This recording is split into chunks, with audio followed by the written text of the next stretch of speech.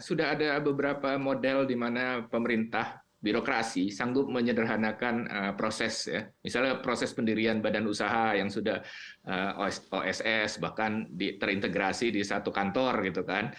Menurut saya ini memang harus mudah. Cuman masalahnya memang otoritas pemberi izin itu masih banyak pihak, betul nggak Mas Emil ya?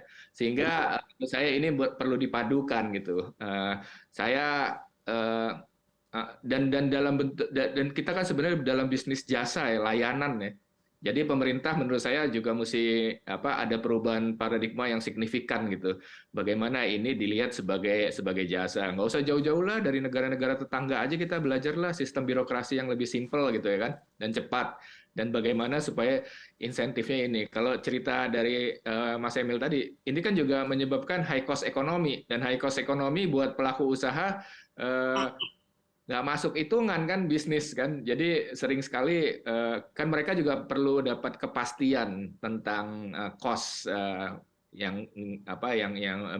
pembiayaan dari penyelenggaraan event yang tetap sehingga dapat membuat proyeksi yang lebih baik bagi bisnis mereka. Dan menurut saya ini jaminannya justru kalau dari sisi pemerintah justru memberi kepastian pada soal perizinan, bahkan lebih jauh ke depan menurut saya skema-skema insentif itu bisa diterapkan oleh pemerintah gitu.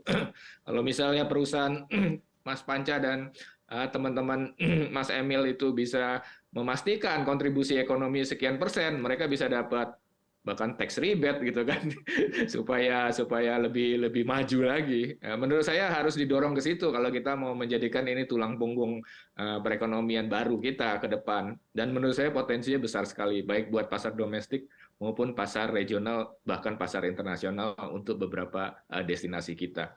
Ini sudah waktunya untuk dikembangkan bukan cuma sekedar jadi potensi tapi dikembangkan sebuah ekosistem baru yang bisa nangkap peluang-peluang ini ke depan menurut saya. Kita udah banyak kehilangannya soalnya.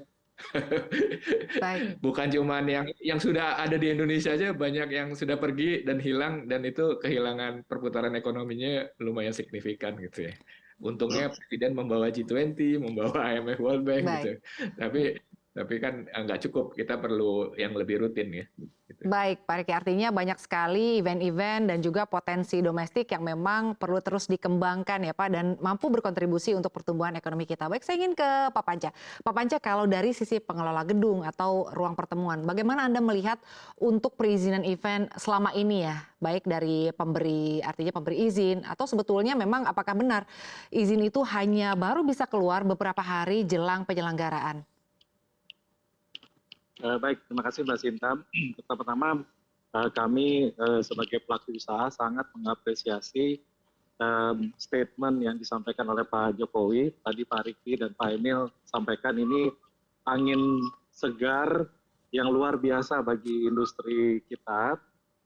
Karena memang selama ini kita memang dikenal sebagai negara pasar ya. Jadi band-band dari yang terkenal dari luar negeri melihat kita nih sebuah pasar yang potensial, baik dilihat dari IO internasional maupun promotor musik yang ada di negara kita masing-masing.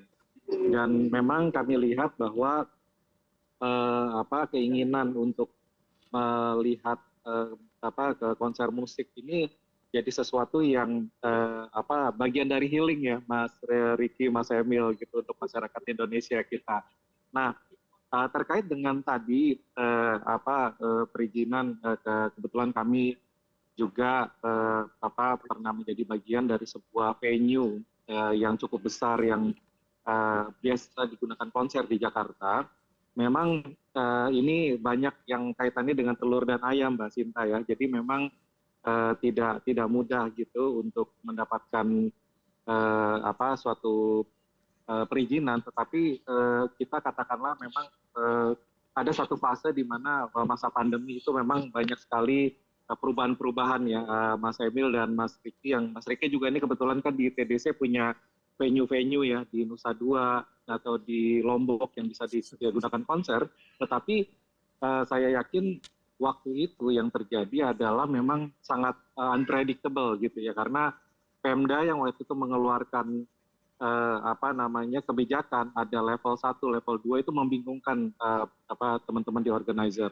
Nah di venue pun juga sebenarnya kami memang tentunya pada tahapan-tahapannya adalah mengeluarkan kalau misalnya Mas Emil dan kawan-kawan itu mau mengadakan sebuah konser ya kita mengeluarkan tentunya kita mengeluarkan surat keterangan yang digunakan untuk perizinan kepada pihak-pihak terkait Pemda atau polisi. Nah memang ini yang di sini sebenarnya masalahnya Mbak Sinta adalah ini yang tidak jelas gitu ya berapa lama prosesnya dan kemudian ada hal-hal yang mungkin juga membuat teman-teman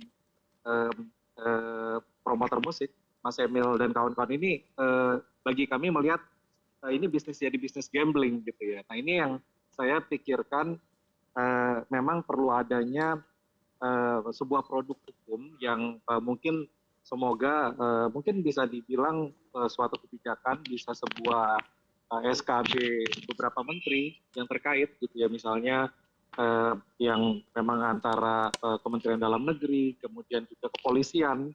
Nah ini yang mungkin akan mempermudah ya pelaku-pelaku usaha khususnya pelaku usaha karena memang musik ini konser-konser ini sport tourism ini bagian dari MICE ya Meeting Incentive Convention Exhibition yang memang kalau dilihat industri turunannya ini menghidupkan 13 industri yang ada termasuk ekonomi kreatif ya makanannya backdropnya jadi itu banyak sekali sebenarnya yang hidup karena kalau misalnya Mas Emil dan kawan-kawan ini bikin sebuah kegiatan di suatu tempat atau di tempat kami.